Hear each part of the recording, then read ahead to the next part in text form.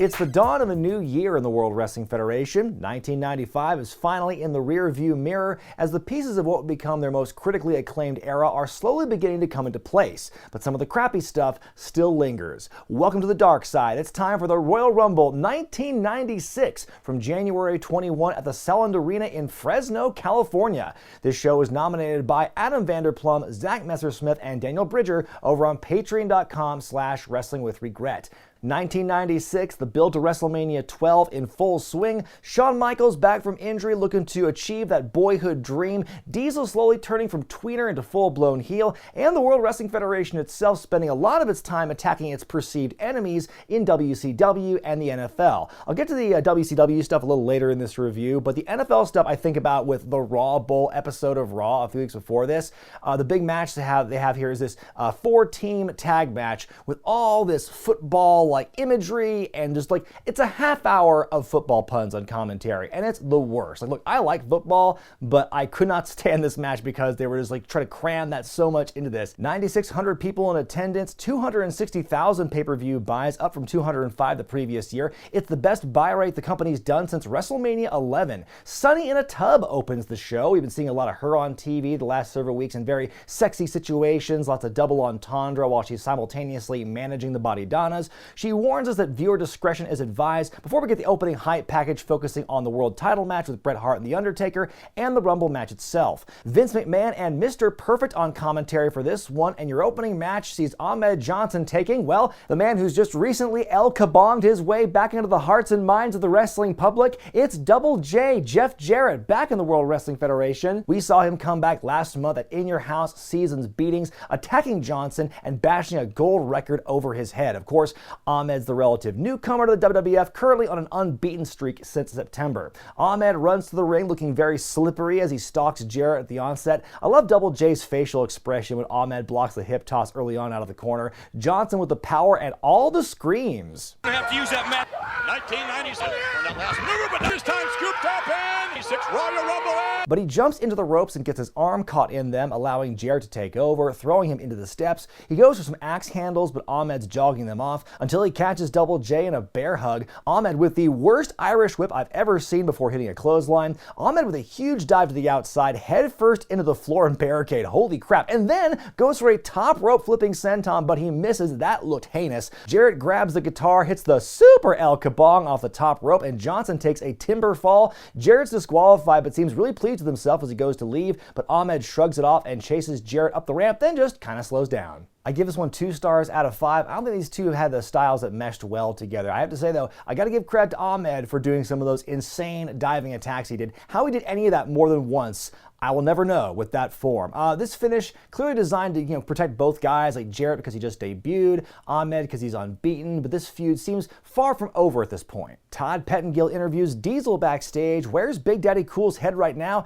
He compares himself to a 9th grader who's been left alone by his parents for the night. He has no idea what's going to happen next, but it'll be the time of his life. Pretty good analogy. He talks about his Rumble opponents like Shawn Michaels and Vader, says that Vader is unproven in these waters. As far as the title match tonight's concerned, he doesn't care who wins because neither of them can match up to the Big D. On we go to the tag title match as the Smoking Guns, Billy and Michael Martin, defend against the Body Donnas. They're the kayfabe cousins Skip and Zip, Chris Candido and Tom Pritchard respectively. Zip was recently added to the team after Skip had his singles feud with Barry Horowitz, which he lost, and so Zip, I should say, is added here to make a proper team after Rad Radford tried and failed to join the Body Donnas earlier. And of course, they're accompanied by Candido's real-life wife and the real star of this act, Sunny.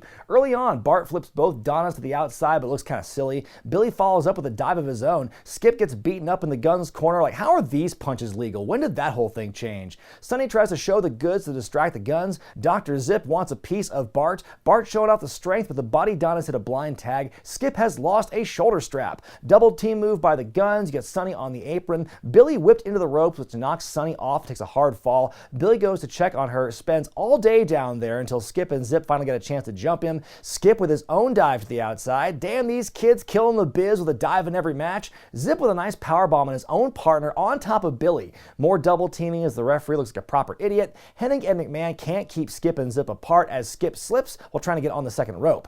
Billy's able to slip past both body Donnas on the way to tagging in Bart, who has a big ol' hot tag. The Guns throw their opponents into a move that very blatantly defies physics. The Guns have the match won until Sonny distracts yet again. Skip decks Bart from the second rope. They try twin magic, but Bart kicks out. Skip and Zip go for a double suplex, but Billy takes out Zip. Bart rolling up Skip for the win. I give it 3 stars out of 5. I thought the wrestling itself was sound and the story overall was done well, but sometimes, you reach a point where there's just too much heel cheating going on, too much distracting from the manager to make the referee look totally just dumb in the whole thing, and that runs the risk of taking me out of it, but I think they were able to recover, have a nice match overall. Then they decide to waste some pay-per-view time with a rehash of the Billionaire Ted Skits. Oh boy, it's a whole compilation, this one. Instead of just showing the shorter skits like they've been doing week after week on their programming, they just combine a couple of them to make a longer version of it. Why you would do that and not just have some maybe new wrinkle to the story on pay-per-view, I'm not sure, but man, I haven't talked much about these skits before in the entirety of this channel, which I think is kind of shocking for how long I've done this and how just blatantly bad this stuff is.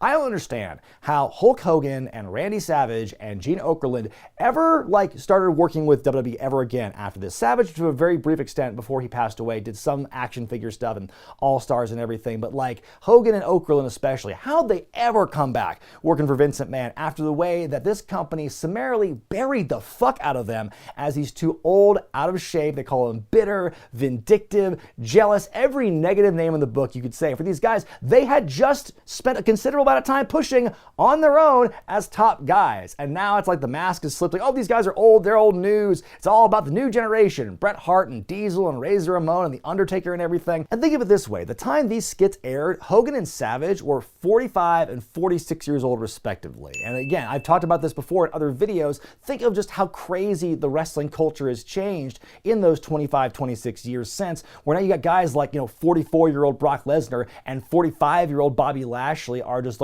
dominating the card now, and they're treated as huge deals. Could you imagine those guys leaving the company hypothetically, and then WWE just doing these skits out of the blue where they're depicted as these old guys who can't cut it anymore? And the real delicious irony with these skits is, they show off all their talent like Diesel and Razor Ramon. Look at all these cool young guys. You won't see these guys in WCW, and within months, both those guys are gone in WCW. So it's a real self-fulfilling prophecy in a way. They spend months painting this picture of bad old Billionaire Ted stealing all this talent from the WWF. Oh, poor WWF, with all their big money and everything, Ted Turner money, and that's exactly what ends up happening with Hall and Nash. Up next, a match for the Intercontinental Championship as the bad guy Razor Ramon defends against Goldust in a storyline they could definitely not do today. Goldust, when he first debuted, he wasn't really leaning into the androgynous, queer-coded stuff that he would be best known for, especially this year. He really cranks up the androgyny and the homoerotic overtones, though, in this feud with Razor. He's really actively pursuing him and seeking him with all these, gifts, a letter, roses, a tattoo, a suggestive poster, all sorts of stuff. And folks, Scott Hall looking very uncomfortable during this segment. He was not acting. Scott Hall's been on record saying he was very uncomfortable doing this storyline. Had no problem with Dustin Rhodes, the worker, had everything wrong with the actual content of the storyline. The final segment of this angle on the Raw before the Rumble saw this incredibly wild backstage brawl where Goldust gets the fuck beaten out of him by Razor. The fight goes out into the snow and Goldust escapes by getting into this random car. This is 1,000% gay panic. And I'm trying my best to look at it in the context of the time before it was not okay to do angles like this. Credit to Goldust for his commitment to the character. I think that's really important. Goldust throws everybody for a loop here as he comes out with Marlena. Terry Runnels, the real-life wife of Dustin Rhodes, makes her on-screen debut for the company here. She's not referred to by name at this point. She's just this mystery woman, but for the sake of simplicity, I'll refer to her here as Marlena. Before the first lockup, Goldust makes some sexy faces, the gestures and so forth. Razor with some fun arm work, smacks Goldust in the back of the head, get that aggression out. Goldust with some more suggestive caressing, which freaks Razor out. More taunting, but Razor's had enough. Goldust constantly hiding behind Marlena like a human shield. We get some grappling, more shtick with Marlena. Razor picks her up and puts her out of his way, but that allows Goldust to take over. We get the uppercut, Goldust with the big bulldog, and Ramon who kicks out. I love his slingshot suplex off the top rope, by the way. Marlena blowing some gold glitter into Razor's eyes. Is that worthy of a disqualification, maybe? I mean, as someone who hates glitter, I would say so. Goldust wears Razor down with a sleeper, but Razor with the mule kick takes Goldust to Dick Kick City. Razor making his comeback, hits the big choke slam and the fallaway slam. Goldust goes to the top for some reason, but Razor drops him. Big back suplex, but Marlena gets into the ring. The 1-2-3 Kid, who's recently turned heel and's got a vendetta against Razor. He enters the ring, hits the top rope spinning heel kick. That allows Goldust to pin and win to become IC champ for the very first time. I give it 3.5 stars out of 5. There is a metric ton of shtick in this matchup, but it plays really well into the story. I think the wrestling was solid. These two do have a good chemistry. They work really well together. A great christening of Goldust, kind of like a coming out, so to speak, for lack of a better term. Goldust as this major player, him winning the championship is a big move here. This was meant to lead to a Hollywood street fight between the two at WrestleMania, but as the story goes, Scott Hall was suspended for popping for marijuana on a drug test. Then he left for WCW while he was suspended, and so Roddy Piper became the replacement opponent for Goldust at WrestleMania, the Hollywood Backlot Brawl, and the rest, as they say, is history. If you want to hear more of my thoughts on Goldust during this time and the rest of his career in WWE, go check out my video of him right here. It's time for some Royal Rumble hype. We begin with Dr. Unger, Shawn Michaels' physician, with a stand-up about how Shawn Michaels is recovered and is ready to go. It's crazy because a few weeks ago he was on TV saying Shawn Michaels should not be doing this, and Shawn's press conference where he announced he was going to be in the Rumble match said he was going against doctor's orders. It's funny how the narrative changes there. We then get a whole bunch of quick promos from some of the stars of the upcoming match, including the debuting Vader with his manager, Jim Cornette. On we go to the Royal Rumble match. You know how it goes. 30 men, 1 winner, etc. Let's begin. Number 1 is Hunter Hearst Helmsley. He lost a match on the kickoff show against Duke the Dumpster Droese by DQ, in which the winner goes in at number 30 and the loser at number 1. Number 2 is his old rival, Henry O. Godwin, the man who threw him into the hog pen last month at In Your House. We see a sign in the crowd saying, "Bring back the Warrior." You're onto something there, friend. Bob Backlund's number 3. He's a prospective presidential candidate and makes his way to the ring. Number 4 is Jerry King, Jerry the Lawler. Lawler grabs Henry's slot bucket, but Henry fights back and runs everyone else out before he gets Lawler on the outside with it. Number 5 is Bob Holly. Number 6, even more royalty with King Mabel. At number 7, the return of Jacob, the Snake of Roberts, making his return at Federation pay-per-view for the first time since WrestleMania 8. He brings out Lucifer, which sends everyone packing. Then Lawler gets snaked, and he spends the next several minutes under the ring as a result. Number 8, Dory Funk Jr., the former NWA champion, as well as the former Hoss Funk, makes this random-ass appearance in the Rumble. Number 9, former world champion Yokozuna. He's the first one to score an elimination all match as he takes out Backlund. Mabel flattens Yoko and Henry in the corner. At number 10, the 1-2-3 Kid shows up, but he's chased right out by an angry Razor Ramon. The officials get in between them, and Kid resumes the action. At number 11, Takao Omori, a rising star in All Japan Pro Wrestling, and from what I could tell, seems like it was done as a favor to Dory Funk here. Number 12, Savio Vega. Yokozuna eliminates Mabel. Omori goes to eliminate Jake, but Roberts counters and Omori falls out instead. At number 13, it's Vader time. The former WCW champion making his WWF debut after weeks of hype on television. Let's see how they fucked that up. Savio lifts Dory Funk up and dumps him to the outside. At number 14, Doug Gilbert, star of the USWA in Memphis, a second-generation wrestler who famously showed up well after call time on this show, did himself no favors. Jake goes to DDT him, but Vader just decks him, and Jake travels halfway across the ring before falling out.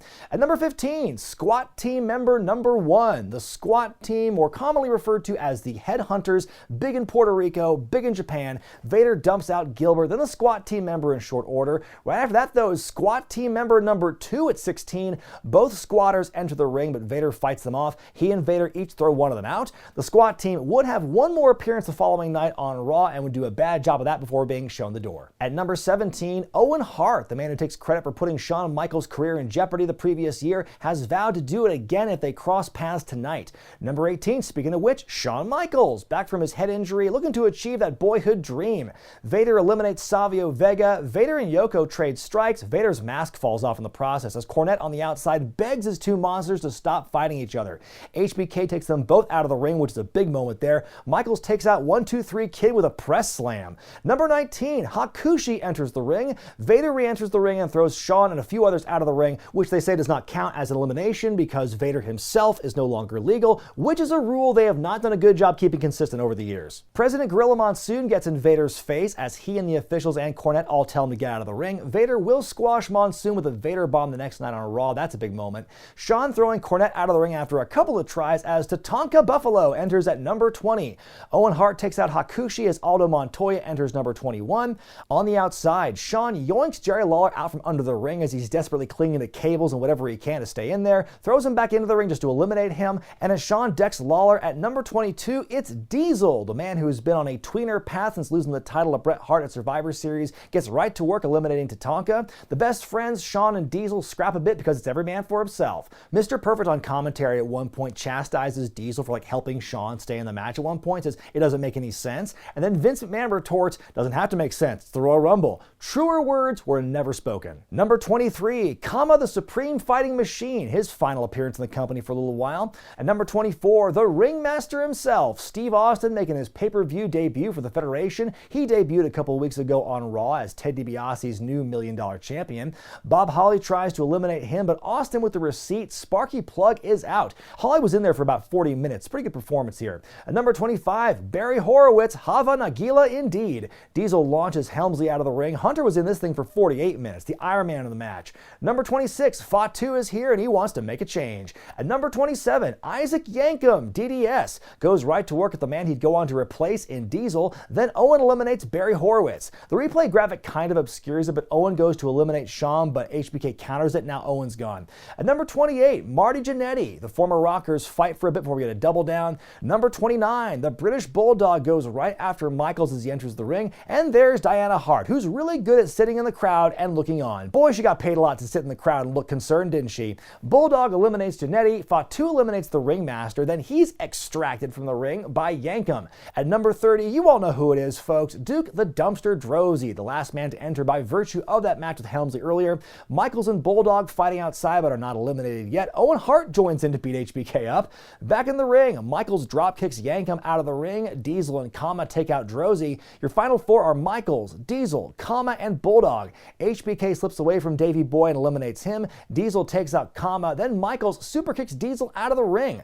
Michaels wins the Rumble for the second year in a row and is going to WrestleMania. As he celebrates, Doc Hendricks wants a word with Diesel, but we can't hear what he says. He gets back in the ring as Shawn is suddenly about to undress for some reason. They have a face-off at first, but Big Daddy Cool wants to go for the high five. Yay, friendship. I give this Rumble match 3 stars out of 5. There were a couple of fun moments in this one. I think there were a couple of good stories they told, like, for example, the biggest one, Shawn Michaels' comeback. Vader's debut, I think, was handled pretty well, all told. And I talk about this in my most obscure Rumble entries countdown. This year actually takes the number 1 spot because there are just a lot of random entries in this thing. I didn't even include the Headhunters in that entry, but they, I think, belong on that list as well. But besides all that stuff, it was a fairly just average Rumble, all told.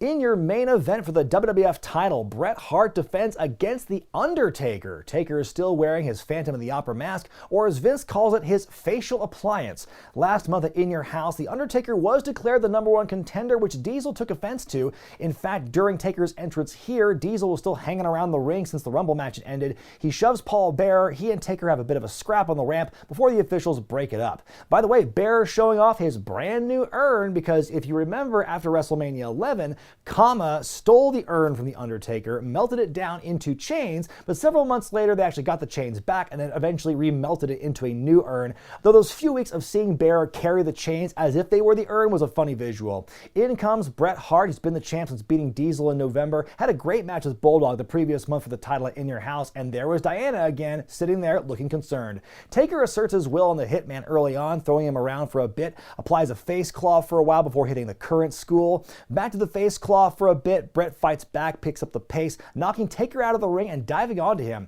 Lots of back and forth on the outside here, each man taking a turn, getting the advantage. Bret reversing a whip, and Taker flies into the steel steps. Bret works the leg now, gets the figure 4 locked in for a while before Taker reverses it. Bret back on top, works the leg again, but Undertaker powers out and beats up Bret some more on the outside, choking Bret with some cables, hitting him with a chair, all while Bearer distracts the referee. Bret begins to make a comeback, which actually gets some boos from the crowd here. Bret begins to hit Taker with everything, but the dead man keeps sitting up. Bret with a second rope elbow to set up the sharpshooter, but Taker puts a stop to it. We get a double down. Bret gets up first, removes the turnbuckle pad, and removes Taker's appliance, and he looks exactly the same as before. Hart with multiple throws into the exposed turnbuckle. The fans do not approve. Taker catches Bret, hits the tombstone. He's got the match won, but then Diesel yoinks the referee out of the ring. The match ends in a disqualification. Taker wins, but does not win the title. Diesel gives him a single deuce, and Taker's in pursuit as the pay-per-view proper comes to close. There is some bonus post-show stuff as well, with some post-match interviews, setting up stuff for the February In Your House.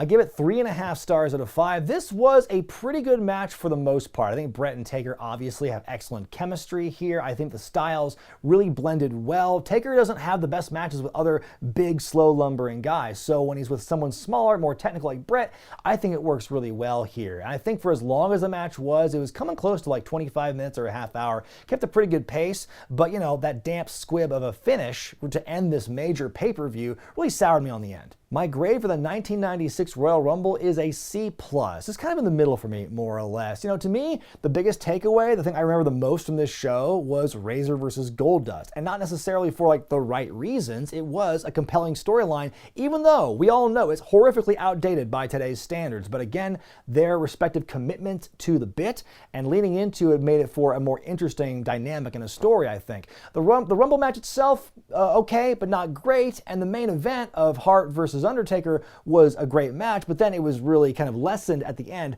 with that DQ finish. Even though it's all to set up the match with Taker and Diesel for WrestleMania 12, to have the show end on that note was pretty disappointing. Well, next time on the Classic Review, we are staying with the theme of classic Royal Rumble events, and we're going to jump 9 years ahead in the timeline for this one to see the official beginning of the push for the Animal, or is it the Doctor of Thugonomics? Only Vince McMahon and his broken quads know the answer to that one. It's the Royal Rumble 2005. I'm Brian Zane, and I'll see you next time.